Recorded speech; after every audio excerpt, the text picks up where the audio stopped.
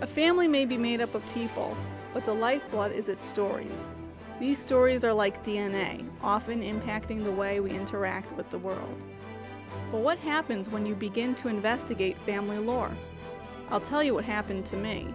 Things that were once clear became murky.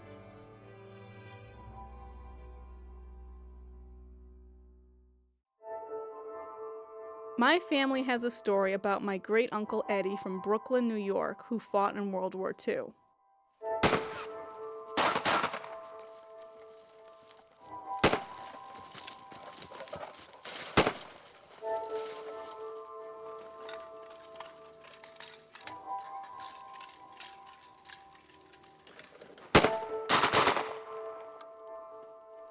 Uncle Eddie killed a German soldier in action. He then went through this man's rucksack, found a copy of Mein Kampf, and brought home the book. That's the story that I grew up with. It's not clear to me how Uncle Eddie got the Mein Kampf. The story in the family is that he brought it home from the war. He took it off the dead body of a German soldier. That's the story that seems to have taken hold in the family. I always had this image that he had picked it up on the battlefield, dead bodies everywhere, and maybe he wanted to put it in his tunic so that it could protect him from a bullet, and then he'd be saved by Mein Kampf. That was it. When I touched the book, there is this nervousness, there is this energy that comes up. It still evokes a sense of disgust and anger. Those feelings are there, and it takes the book to trigger that. If I touched the Mein Kampf, I would have to go to the bathroom, wash my hands a million times, and put alcohol on my hands. I can touch the book, but I have to wash my hands afterwards. I grew up in a household where my father displayed that Mein Kampf upside down on his bookshelf. It was a silent altar to Uncle Eddie's service. I was repulsed by it by the one hand. On the other, I didn't want to let it go because it would have been a way of surrender, if you will. It would have been a way of having Hitler say to me that, in fact, he triumphed, that I could not have the courage to hold this book and say, we didn't only survive, we thrived. So I couldn't let go of the book in that sense. It became much more than a book to me. It became a representation of family history, Jewish history, and our experience with the Holocaust.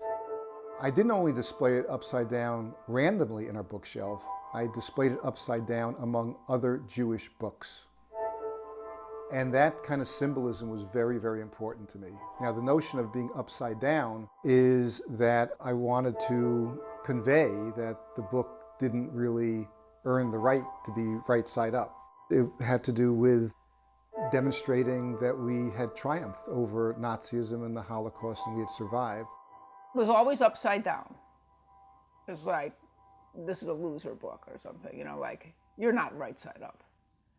And so there were, of course, books on either side of it. This is now, in a way, totally irrational. I had to protect the books next to it, keep them clean.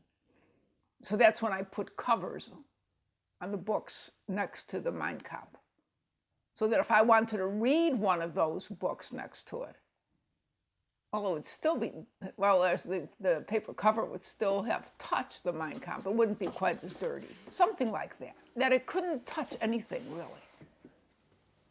It's so dangerous. It was like explosive, like dynamite.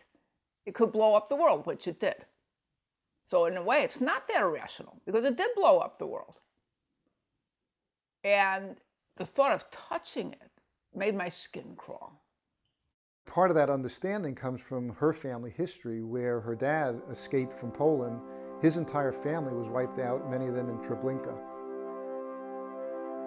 I didn't have any relatives, not one, on my father's side, because they were all killed in the war, every one of them.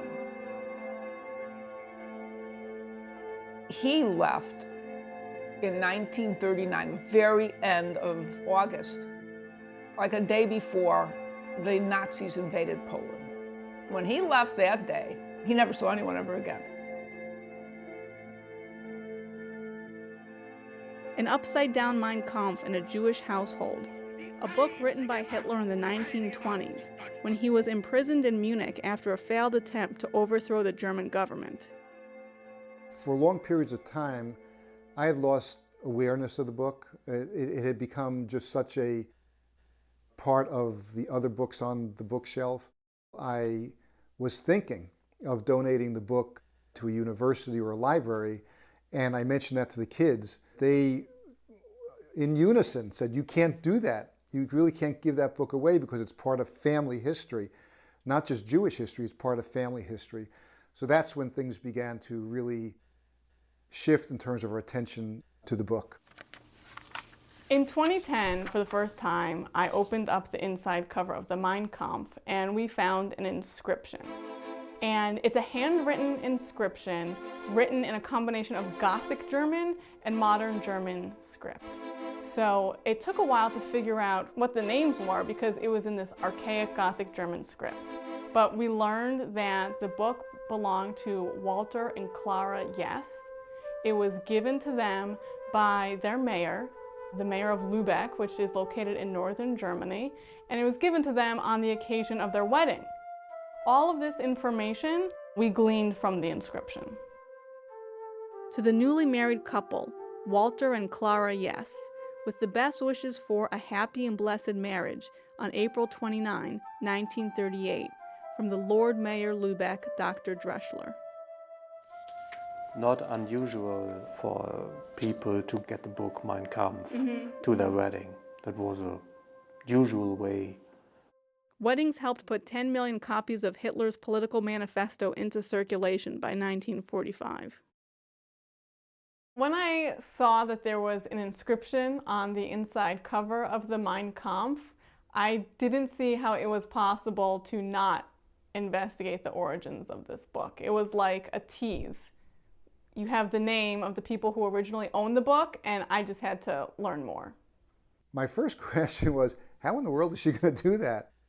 But then when I thought about the potential meaning of that, it became really a fascinating proposition. And it was, to me, an interesting potential journey of discovery. Part of me thought, that's Hinda, always trying to get a story. She's become a family storyteller. Part of it was great. Part of it was, why do you want to know these people? So it was mixed. I speak no German. I'm not a German historian and I'm no expert on German culture. So I knew that I would have to hire genealogists. And I got in touch with genealogists in Berlin and in Hamburg, Germany. It took them 2 months to find information about Walter and Clara Yes. From the inscription, we already knew that the couple married in Lübeck on April 29, 1938. Archival records showed that 5 years before his nuptials, nearly to the day, Walter became a member of the Nazi Party. He worked as a land registry secretary. The Nazi power was established at that time, and the people thought that this was a good thing for Germany, and many people were enthusiastic about the new government by the Nazis, and many people wanted to get into the Nazi party.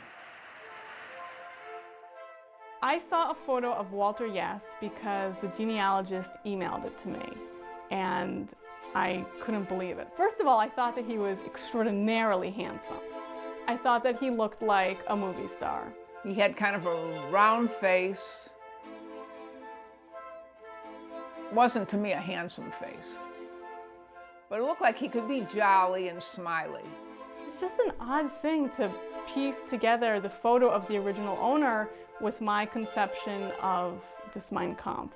It brought it to life. It also made me a little bit nervous because is this a photo of the man that my great uncle killed in battle? But I wanted more than just archival information on the Yes couple. I was looking for people who were connected to them. That's when one of the genealogists cracked open a phone book. He found 3 listings for Yes in Lübeck. Maybe one of them had a cousin or a great uncle or an older neighbor who knew something about Walter and Clara Yes. It was a stretch, but I had to start somewhere. I sat down to write a letter to the various Yeses of Lübeck. I explained that I had a Mein Kampf that may have once belonged to someone in their family. I also mentioned that I'm Jewish. I gave them my email address in case they wanted to get in touch. A month later, an email popped into my inbox from a certain Helmut Yes from Lübeck. I am writing this email for my father, as he has no internet. He thanks you for your letter. Unfortunately, he found out from our relatives and friends nothing about the couple Yes or your great-uncle Eddie Cohen. We wish you all the best for your future and hopefully successful investigations. I was excited to receive that email, but it was clear to me that the Yes family that I was interested in had left Lübeck. It was in Lübeck, Germany, where this story first began to take root. This port city dates back to the 12th century. It's known for its brick architecture and marzipan production. Lübeck is also known as the city that rebuked Hitler before he became dictator. It's a legend, but this legend still lives on today. Hitler indeed wanted to make a speech in 1932 in Lübeck. And his companions from the NSDAP tried to organize this campaign here in autumn 1932, but they weren't very good organized. The Nazis didn't get to organize this campaign, and they accused the Social Democratic Party in Lübeck to have made this campaign impossible, but it wasn't so. They went to the next little town here in the near of Lübeck, to Bad Spartau, where he did then his speech, and 30 or 40,000 people came there to hear this speech from Hitler.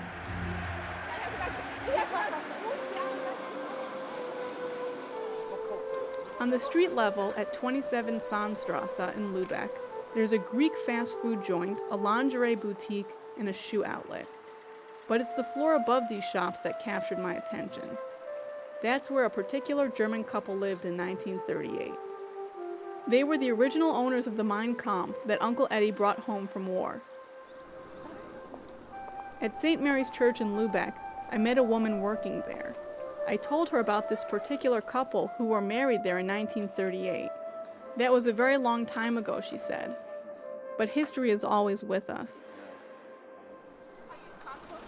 It was kind of a weird experience for me to visit Lübeck, the city where this Mein Kampf originated from, because I felt like I was chasing down some sort of myth that I would never be able to verify. Initially, I was going to bring the Mein Kampf with me when I flew to Lübeck. That did not happen. The reason why it didn't happen is because I think that book still has power over me. I got incredibly nervous imagining this book in my suitcase next to like my underwear and my dresses and my shirts or whatever. It just felt completely wrong. And I had this like weird image that if I were to bring this Mein Kampf on the airplane with me, that it would somehow bring down the airplane. That I was trying to do something, that I was trying to upset history in a way that wasn't good. And also, in talking to my husband about this, he was like, you know, what are you trying to accomplish by bringing the book there and showing it to people and get a sort of sensational reaction? I don't think this story is so much about the Mein Kampf as an artifact. I think this story is about the Mein Kampf and what it provokes, what it invokes as a story, and the way that it's connected to people in the here and now. I thought, oh, Mein Kampf, ugh. I was so scared that you would bring it with you and give it to me here in front of the camera, and I thought, what would I have done then? I hired Ursula Kraus, a Berlin-based genealogist, to help me find information about the original owners of that Mein Kampf. I couldn't have known then that she'd lead me to their children. Why would somebody carry a Mein Kampf with him in his backpack? So that was where I thought, what kind of person must that have been to carry his Mein Kampf in his backpack?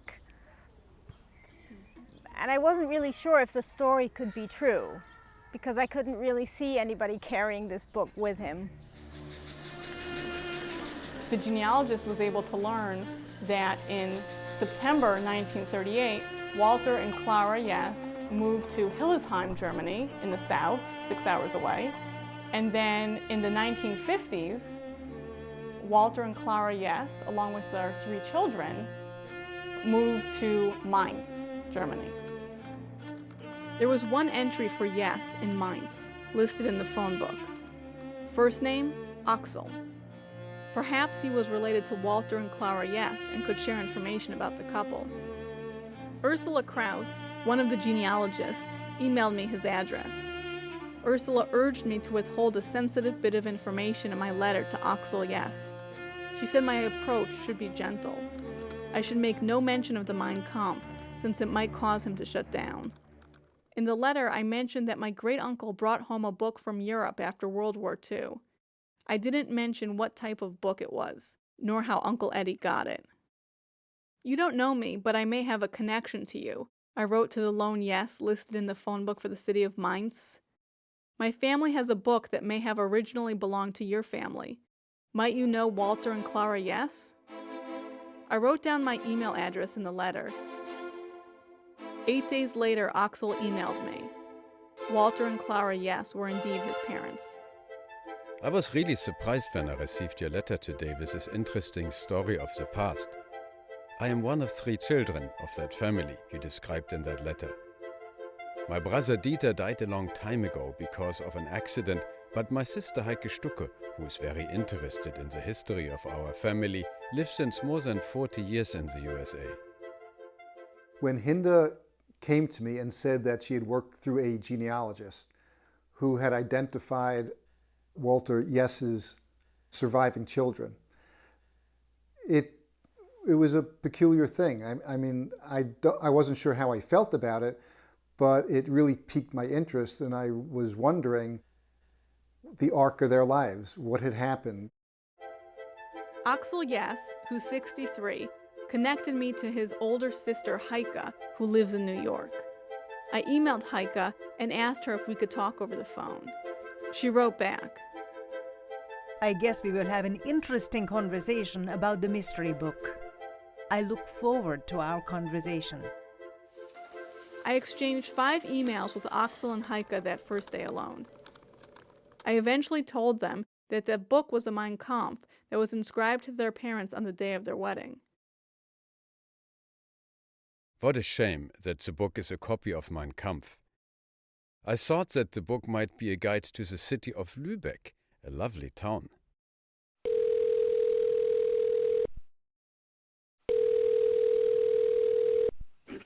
Hello. Hi, it's Hinda.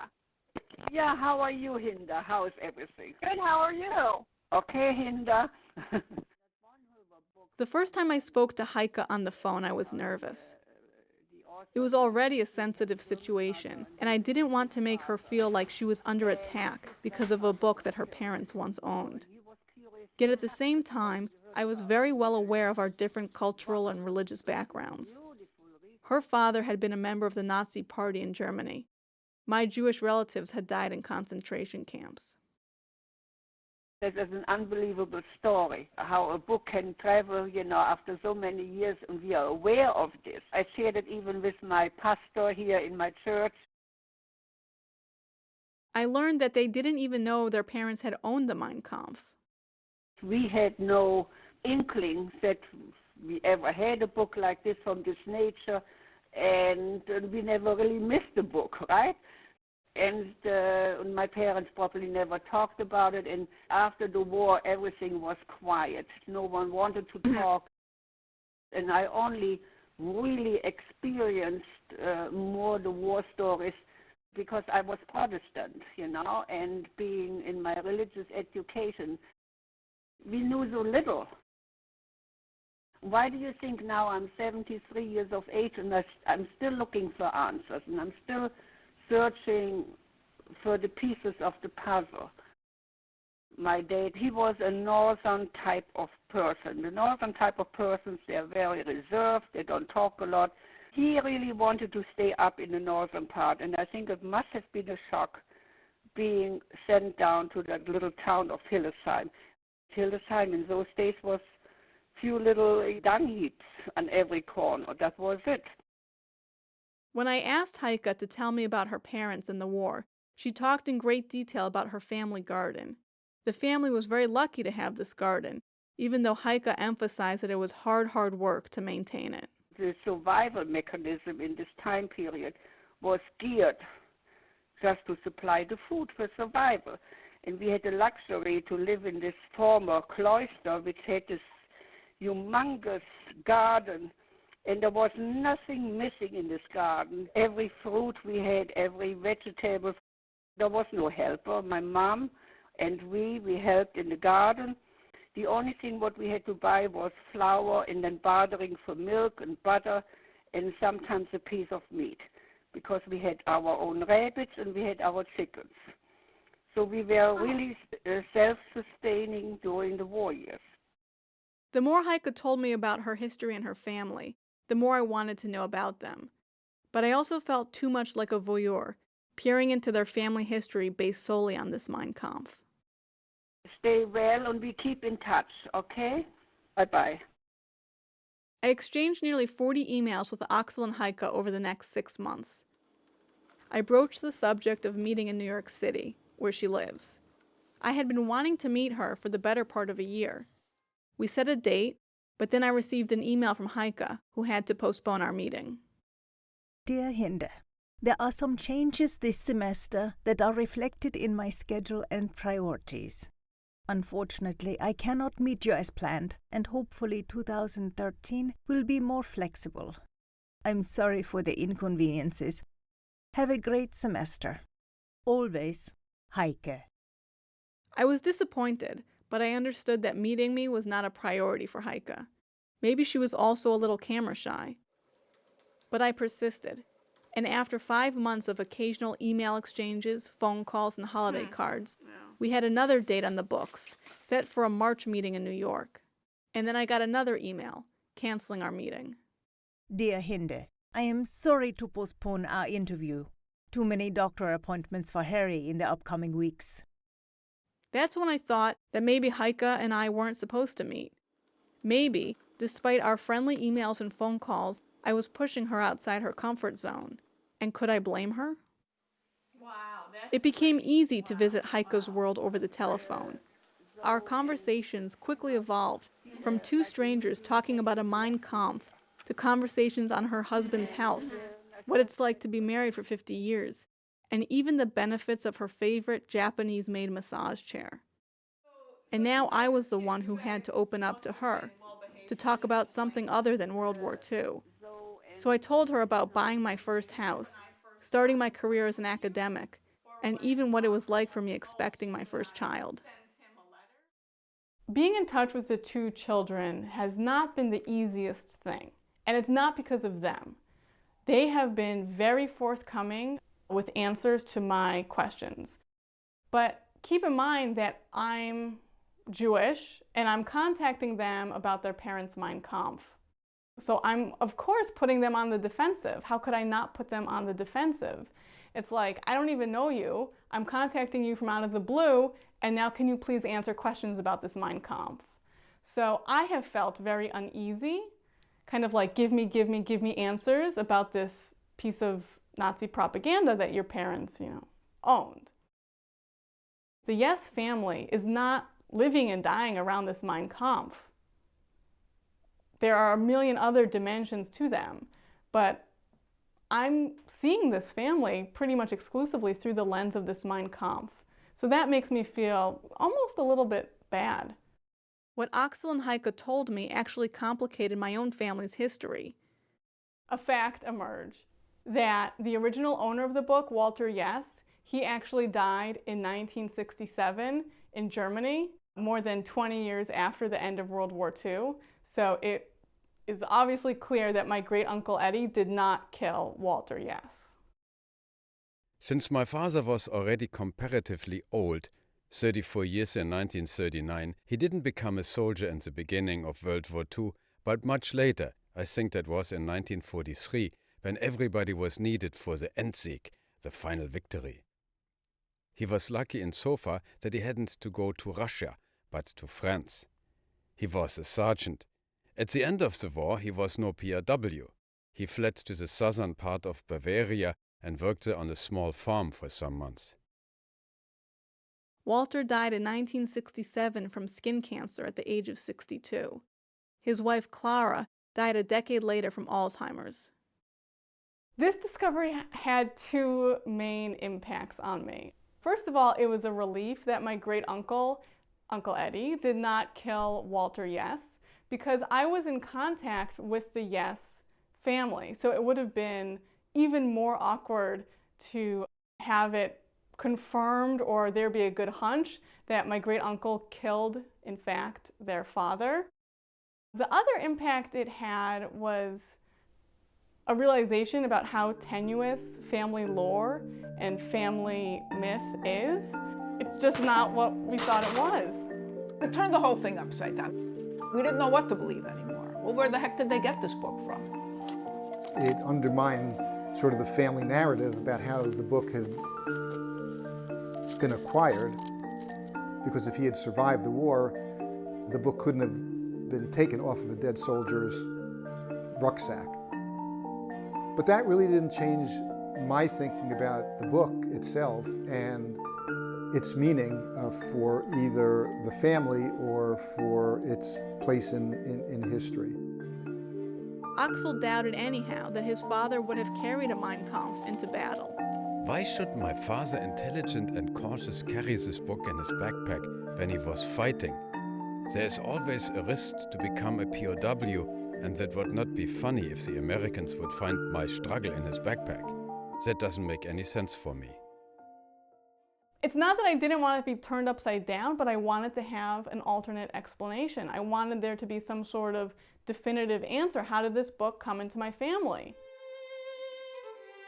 I met my great-uncle Eddie only once. It was in the early 1990s, and I was a kid visiting Florida. I couldn't wait to meet a man who, in 1942, leaned over my father's crib to say goodbye to his infant nephew. My dad, undiapered, gave Eddie a farewell present. He was on leave just before going off to war, that he came to visit, and I was 6 months old at the time. He leaned over the crib to say goodbye, and, well, I peed in his face.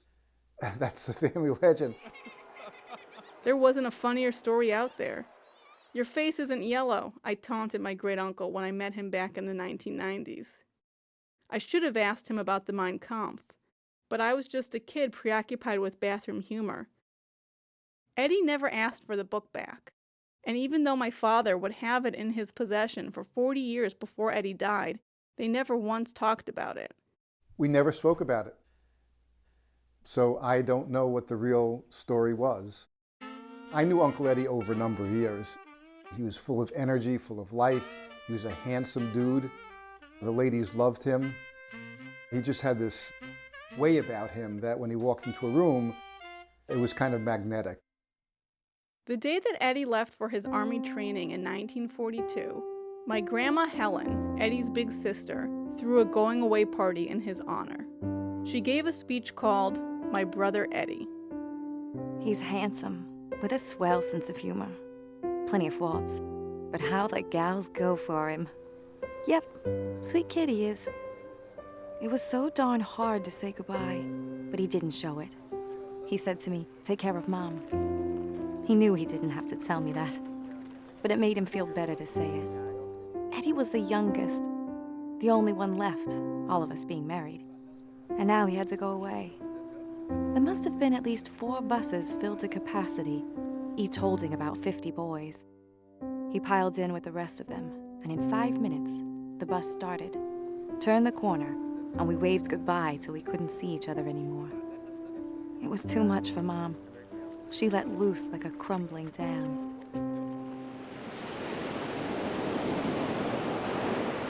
Eddie landed on Omaha Beach during the Allied invasion of Europe in 1944. He served as a private and was wounded in the leg by shrapnel. From a hospital bed near the German border, Eddie wrote to his sister. Dearest Helen, I was touched very lightly and will leave this place very soon. I'm really worried about Mom getting a telegram from the War Department, so if you possibly can, try to get it before Mom gets a chance. Please don't worry about me. I'm 100% okay and feeling swell. Uncle Eddie returned home from war with a Purple Heart and a Mein Kampf, a souvenir he plucked from the Nazi regime he helped to defeat. These were souvenirs how they defeated the Nazi party and Adolf Hitler, and take the Mein Kampf with a picture of Hitler with them. I think that this wasn't unusual. My dad suggested I contact Michael Cohen, Eddie's son who lives in Florida, to see what he knows about the book. Hey, Hinda, how are you, baby? Here's the very specific recollection that I have as a little boy. We were in your grandmother's house. I see this conversation taking place in which my father and your grandmother were engaged in the conversation, and I was listening. And I think the topic came up whether he had ever killed any German soldiers during the war, and he was reluctant to talk about his war experiences when it came to killing and things like that. But I do remember he said something like he had to protect himself and, kill some German soldiers during the war. In the same conversation, the topic of what he recovered and what he sent to your grandmother came up. And in that conversation, there was a mention of the fact he'd recovered a German helmet and I think a copy of Mein Kampf. The volume was actually recovered on the ground next to the body of a German soldier, and it came in within the context of a discussion of him having had to kill soldiers to survive, obviously, or in battle. That's the best recollection I can give you of what the discussion was about. If I was all of between 5 and 10, that's probably what we're talking about. So I'm 63 now. Do you recall ever directly talking to your father about this book? No. Michael told me to call his mother Shirley, Eddie's widow. Over the phone from Florida, Shirley told a similar story to Michael's story about how Eddie may have gotten the Mein Kampf. I asked Shirley whether Eddie ever talked to her about the book. He found this book. I was wondering if you could tell me about that. Well, just that he had told me that he picked up the book and brought it home, and he gave it to his sister Helen. That's what he had told me. Did he tell you where he found the book? How he found the book? In Germany, by a dead soldier, and he picked it up and brought it home. She doesn't remember much else about the book. When Eddie came home from war, he gave the Mein Kampf to his sister, my grandma Helen, for safekeeping. Perhaps he couldn't permanently rid himself of the book, but he also couldn't have it too close for comfort. So Helen did the reasonable thing. She put the Mein Kampf in the basement of her Long Island home. Uncle Eddie brought back not only a copy of Mein Kampf, but he also brought back a German helmet and a bayonet with the Nazi insignia on it. And he gave them to my mom. So we kept that stuff in the basement in our house.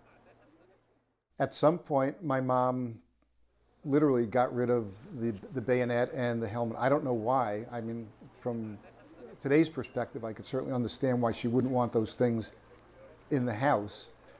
And I can't tell you why she kept the copy of the Mein Kampf. It's a mystery to me.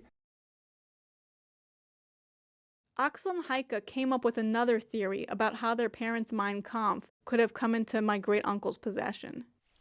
During World War II, their family lived in the town of Hildesheim, Germany. In 1945, American soldiers occupied that town. It was at that time when American soldiers entered the Yes family house and destroyed a bookcase and a piano with an axe. Axel speculated that perhaps the Mein Kampf was sitting on that bookcase. Maybe my great-uncle had taken it as a souvenir. I think it wasn't unusual for American soldiers when they got in the German houses to look for some artifacts of the Nazi time, for some souvenirs. At least these were souvenirs how they defeated the Nazi party and Adolf Hitler, and take the Mein Kampf with a picture of Hitler with them. We can never get confirmation about whether my great-uncle was in that house or if my great-uncle was the one axing the shelf. There are no eyewitness accounts. After all, Heike fled with her mother when the Americans came to Hildesheim. Axel was born after the war. And we don't even know if my Uncle Eddie was stationed in Hildesheim. That's because his military records were destroyed in a fire at the National Archives in 1973. I had reached a dead end. I felt I was chasing down a family story that I could never verify. So I was looking to Walter and Clara's children for answers. They have been patient with me, even though they know, and I know, that they can't give me the answers I need. So I returned to the source of the story, my father. How that original story came about, I don't know. And it was in the family lore, so to speak, and I know that Uncle Eddie's son, Michael, shared the same story. So somehow that story grew its roots beyond me. As a Jewish kid who grew up in New York in the 1940s and 50s, my father had a visceral reaction to Hitler. One night in 1950, when my dad was a kid, he was watching the evening broadcast with his parents. A news show aired a segment on World War II, and Hitler's face came on screen. I have this vivid memory of the documentary showing him in an open-air car coming down a crowded plaza, and him standing up in the car. And I just felt this unbelievable wave of emotion rising up within me. And I can't explain what that emotion was, but it was a form of rage, anger, irrationally swept up in these feelings. And I was holding a bat. So I took the bat and I smashed the TV screen. To this day, I don't quite understand the full dynamics that led me to do that. And when I explained it to my mom and dad, instead of them being angry, they tried to calm me down. And they never punished me for breaking the TV. Very often we see war only as fighting, but it's like throwing a stone into the water and then you have these waves outside. And maybe, and just having a peace treaty and to end the fight is not how you really end it. It's the many peace treaties around it, around these circles. And that's probably what it's all about, coming to peace and seeing that it's human beings. Maybe that's the only way. And maybe it takes 100 years to solve all that. Hinda's mother maybe will come to peace with the book. Learning about the children, really humanized the whole thing. I never in wildest dreams would have thought that I'd have a child who went into the history of this book and did some real sleuthing and detective work. Never would have occurred to me. I mean, I give you a lot of credit for that. And all the people who helped you in Germany and your genealogists. No, it widens up the whole thing and makes it much more, if you can say, human. You've kind of released the cobwebs and the worms and the filth kind of from it just by your whole way of trying to track down its owners who are real people. The young family members who are about my age aren't monsters at all. If you gave me the Mein Kampf now to touch, I probably could touch it because a lot of that irrational magic in a bad way thinking about it has died down. I could probably touch it now. But of course, then I really still would have to go wash my hands and put alcohol on them. The question comes up that there may be an opportunity to meet the daughter of Walter Yes, who's now living in New York. And I have ambivalent feelings about it. I don't feel compelled to meet her. Again, for me, the center part of this whole thing is the book and what it means to me and the family. So I don't know. I'm unresolved in terms of whether I'd like to meet her or have a conversation with her. If I were to meet the daughter of the Mein Kampf, I wouldn't be 100% relaxed. There would be some obstacles to overcome. But it would be to get some kind of, what do they say in politics, rapprochement, a coming together, never being best friends, but trying to understand what it's like to be the children of people who were in the war. My cousin Michael, Eddie's son, is interested in the historical backstory of the Mein Kampf, but he's not interested in meeting Heike or Axel. Would I be interested in meeting the children? I think, in a sense, I don't want to invade their privacy, and I don't think they'd want to invade ours. And so I guess you're just asking me a very personal question about how I feel personally. And I guess the answer is I really would just leave that to history. You have to take it up and you have to talk about it. And it's important, and maybe it's important that we do it, our generation. This journey has changed me. In a way, I feel kind of protective of the two children because they did not seek out my attention. I'm the one coming to them, so I feel like I have to think about what this means for them. Recently, Heike and I had a phone conversation that focused not on the Mein Kampf, but on marriage. It was an everyday conversation with an older woman giving out advice to a younger one. Life is full of tribulations and giving in. Sometimes you have to give in more, sometimes the husband gives in more, but the woman usually gives in more. You will find out. It doesn't work the other way around. It is not a burden. I think we are made for this. I think we have a better foresight and a better intuition. And men, they work on a different level. That's mostly the occupation, but we have a total different network, more to communicate and network and this and that. And men don't have this. It turns out that Heike actually wrote her own book detailing her childhood in Germany during the war and post-war years. It's called Illuminations, and she sent me a copy in the mail. When I read the book, I couldn't let go of a feeling of amazement. How one devastating book has connected me to the Yes children, allowing me to hold in my hands a very different kind of book. Illuminations is a family memoir that recounts the traditions of the Yes family, filled with coming-of-age tales. Who would have thought that a 1938 inscription inside a Mein Kampf would bring together our family 75 years later? Our relationship may be tenuous, and I may be the only one out of all of us, including my mom, dad, cousin Michael, Axel, and Heike, who want the two families to meet.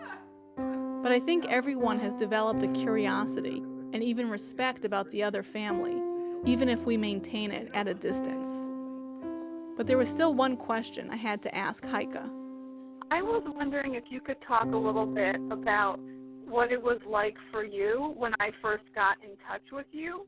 We had nothing to be afraid of or ashamed of, or, being discriminated against, because, that was the fact. Your parents, everyone, even my friend Krista, I spoke to her, her parents have the book too. Everyone who got married in this time period received the book.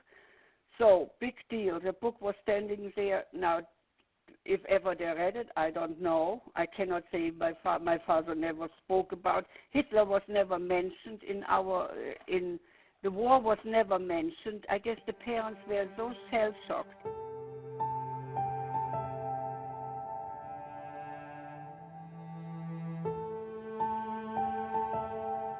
My dad says this journey has elevated the Mein Kampf beyond a painful historical artifact.